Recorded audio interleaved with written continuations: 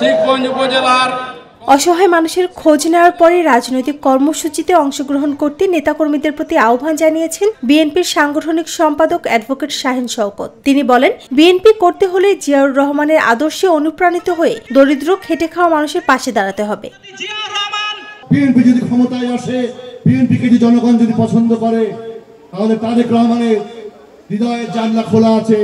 তারেক রহমানের 31 দফার খোলা জানলা দিয়ে এই মানুষগুলো যেন সহজে ঢুকতে পারে, সকল মানুষ যেন সেই খোলা জানলা দিয়ে আমার কাছে আসতে পারে, আমাদের যারা যে সমস্ত নেতারা এমপি হবেন, মন্ত্রী হবেন, তাদের কাছে আসতে পারে, সেই অঙ্গীকার যেন আজকের মঞ্চ থেকে আমরা দীপ্ত শপথ দিতে পারি, তবেই আমাদের প্রকৃত বিজয়। শুক্রবার বিকেলে চাঁপাইনবাবগঞ্জের শিবগঞ্জ সরকারি মডেল হাই স্কুল মাঠে বিএনপির 47তম প্রতিষ্ঠা বার্ষিকী উপলক্ষে আয়োজিত আলোচনা সভায় প্রধান অতিথির বক্তব্যে তিনি এসব বলেন।